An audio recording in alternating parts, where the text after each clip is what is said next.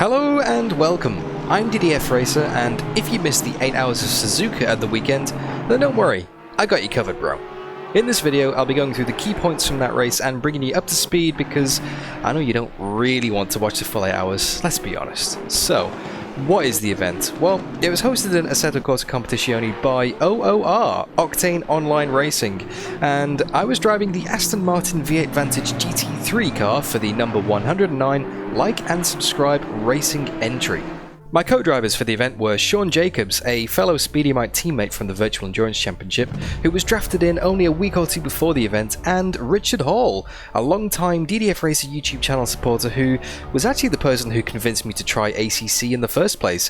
Now, he'd never done any kind of official online racing or Enduro racing before, so as much as this was my debut, Richard was taking an even bigger step into the unknown, but luckily, we had Shawn to guide us, a seasoned Enduro veteran. Now, the race at Suzuka was 8 hours long, but actually had 3 times time progression, so we went through a full 24-hour day-night cycle, and it also had full damage, full dynamic weather, and a massive grid of 45 cars. Anything could happen, but before anything does happen, we actually needed to make it into the event in the first place. We needed to classify. So to do that, the week before the event, everybody has to set a time. Every driver from each car has to set a time, and the aggregate of those 3 times, or 4 times if you had 4 drivers, determined whether we would be going into the amateur class, the pro-am class, or the pro class. And somehow, we got lumped into the pro class. Now, we all race at the same time, and we all have overall finishing positions, so these classes don't really mean anything, because we're all driving the same GT3 cars. But it's just more of a way to split the drivers up and sort of group them by pace. So anyway, the night before the race, each category had 20 minutes to set their best time, and as I was the quickest driver from the classification runs, I was nominated and put in an absolutely terrible performance. My very first lap out of the pits was a safety lap, and I just couldn't improve on it after that, and we'll be starting the race 29th out of 45 cars overall. So at the start of the race, I went in for the first, and I was going to start the race in the car, and I was incredibly nervous, but rolling start towards turn 1, and people bunched up a little bit. I made up a few places, and it did get a little bit hairy through the S's though.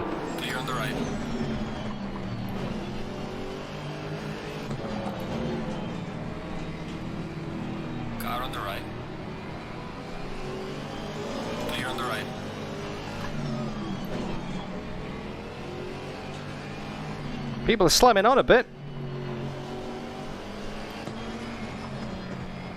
Just have to react to the car in front at this stage, unfortunately. Just take it nice and easy. People are going a bit slow.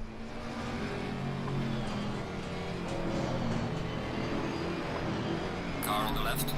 Clear on the left. There was no contact then. Not from my car, at least, anyway. Now, despite not actually feeling any contact from my end and having no notifications, no sound effects that had actually made contact, the race stewards decided that we had, and it must have been some kind of netcode issue because the car in front, they did lose control, they did spin, but I honestly thought I had nothing to do with it. But hey, race stewards decided we caused a collision, and later in the race we would receive a drive-through penalty for that. Now, throughout the rest of the stint, I did make up a few more moves. People falling off the road, you know, we would just gradually work our way up the field, and we get up to 15th from 29 on the grid. And then the server crashed. Race was red flagged. This car ahead should get the blue flag soon. Lost connection. Okay, we've all lost connection. Just bear with us, guys. Lost connection. Lost connection. The server's gone down. At this stage, guys, just bear with us and we'll get something sorted. Hold on. It took a little while to sort this whole mess out, but the race organizer did a fantastic job and decided to restart the race with 7 hours on the clock. Now, we decided to stick to the plan, and we would basically treat it as if that first part of the race still counted, because we got to keep our positions, but the fuel was reset, the damage was reset, the timer was reset, everything was reset basically, just the race was shortened by an hour. So we would be starting the race in 15th again.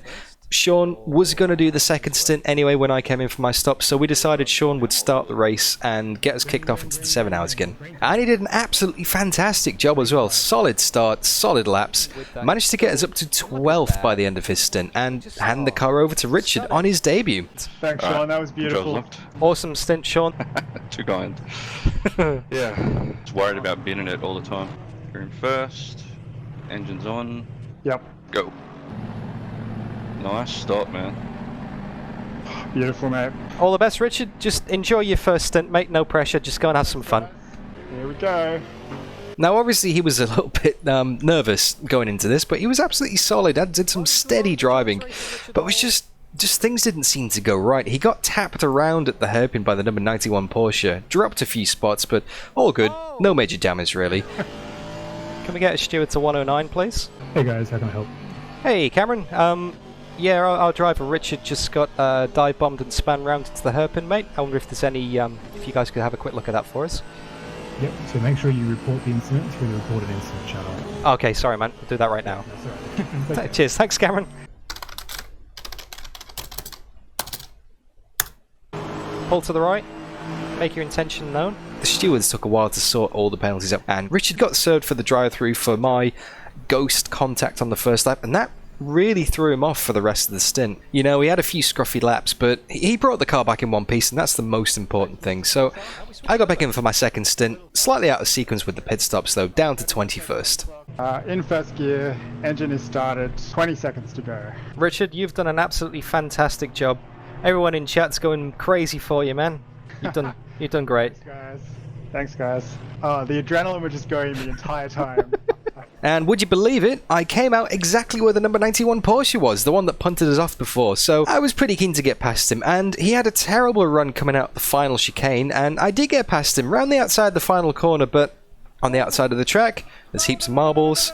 I lost control of the car, counter-steered, and then it just spat me into the fence. Now let's be honest, it was going to happen at some point. No endurance race ever goes smoothly, but it really hurts when you're just getting into your stint, especially when you have to come back to the pits and fix damage. And unscheduled 2 minutes extra on our race time, and we're now down to 28th, another lap down basically, but it's a long way to go, so I just got my head down, pounded in the laps, did the best I could, and because of the extra pit stop, we're on a slightly offset strategy now, which would work us back up to 20th before I handed the car back to Shawn. And I'm away. There we go. Alright, 22nd position, man. Let's go get him. Alrighty. Another solid run from the endurance expert Shawn saw us back up to 18th by the end of his stint, just doing what he does best, just logging lap after lap, just keeping it fast and keeping out of trouble in the traffic. Mate, awesome job. Well done. Alright, chat, can I get some clap emojis for Shawn, please? Okay, engine started, 15 seconds. Beautiful. Deep breaths. You got this, mate. Alright, got a couple of cars coming up. About 2 seconds. So in gets Richard again, having had time to settle his nerves a little bit. Got back in for his second run and held station, did an absolutely awesome job. But he did get tapped again, in the hairpin again, spun round again. Oh, again? It's all good. It's all good. Keep going. Between 8 and 11 a.m. And that's a big temperature window. The sun's now up. The temp's going to start rising quite quickly. Similar when Yeah, just so unlucky. But he only ended up dropping one spot down to 19th, and with only 70 minutes left to go in the race, it was my turn to get back in for the final stint. Rather fortunately, my tactical bin earlier in the race had extended our stint just to the point where he would come in for his final stop, and then I could run all the way to the end of the race, just within our allocated maximum of 70 minutes per stint. Alright, 1 hour and 3 minutes. Thank you so much, Richard and Shawn, if you're still there.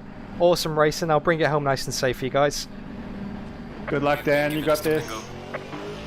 Although, rather unfortunately, Richard did speed a little bit coming into the pits for his last stop, so we got stuck with a 15-second penalty. So there I am, 19th position, coming out the pits, and I check with Richard, hey, what's the gap to the cars behind? And he said, 20th position is 13.5 seconds. 21st position is 3 seconds behind them. So, yeah, about 16, 17 seconds. So if you can keep the gap, then we're good for top 20. So, again, just had to get my head down and just pull out a gap if I wanted to keep hold of that top 20 finish. Rather fortunately, the car felt great, and I just managed to get into the zone straight away. Before the event, I was a little bit worried about how I would go just getting back in for a stint after having 2 and a bit hours off driving, but, felt good, felt alright, and I was just able to get straight on the pace. Not only did we manage to pull a gap to the cars behind, I managed to actually close up and overtake position 18 as well. Oh, that's a position. Car on the left. Clear on the left. Beautiful. Hey, we're 18th. We sure are. Now all you have to do is pull out a 15-second gap. It was pretty close. We had to get about a second per lap, but we did get it by the end of the race. And as an extra little freebie, with only 2 laps to go, one of the cars ahead of us binned it as well, and we inherited position 17. There's the flares. There's the line. There's the line. Well done, man. That was awesome. Good job, mate. You did your best. Recovery drive. Oh, Richard. Richard, thank you so much for doing this race with me, man. Oh, I wouldn't have missed it for the world. Oh, crap. Oh, man. That was incredible. Whew. Thank you so much for inviting me on. Oh, man, I never thought I'd be this happy with 17th place. Dude, that's 12 places above our quali position. We went from 29th to 11th, back down to 28th, back up to 17th. Nice job, Joe. Nice job, Dylan. I've been in. Our highest position on track at one point was 4th. Oh, that's only because we extended the first stint, that's all. Oh no, I realized that. It still counts, it still counts. Crossing the line was such an awesome feeling. Nothing I've ever done in sim racing comes close. Such a sense of achievement and relief. I never thought I'd be so happy with the 17th place, but awesome effort for Richard and Shawn. So as just claw our way back up from a wrecked car in the pits and 29th place at just under half distance. And I didn't actually realise this at the time, but there was quite a few OzNZ people taking part, and they'd arranged a prize going between themselves for whoever finishes top dog out of the OzNZ sim racing group. I didn't realise that was me to the end of the race, so apparently we won a slab of beer for our efforts. But yeah, as I'm sure you can imagine, the next day was a bit of a write-off. Super lazy, but well worth it. I am well and truly hooked on endurance racing. This was just such an amazing experience to be able to share the race with Richard and Shawn, and pretty much the best part of 150 other drivers on track as well, which is something special. And yeah, we could have got a better result. Yeah, we could have had a better effort. I couldn't have binned it, you know, I could have saved the bin for the race, but everything works out for a reason, and we're just going to come back stronger next time and just have a better race. And speaking of next time, that is going to be the 9 hours of Kyalami on the 31st of October. Now, I can confirm Richard will be joining me again in the car, but unfortunately Shawn can't make it back. So filling in for him in the 3rd seat in the 109 like and subscribe racing car will be JB from Tuesday Thunder. Basically, that guy who swears a lot. You all know who he is. It's going to be awesome, and I can't wait. Honestly, it's just going to be so good. If you want to see that, if you want to get notified about that, then make sure you subscribe to the channel and click on the little bell icon to see when the stream goes up. Also, make sure you check out my Discord. Link in the description, guys, to find out all the latest happenings. I post all my streams there, all my news there, so go and check that out. I'll see you then.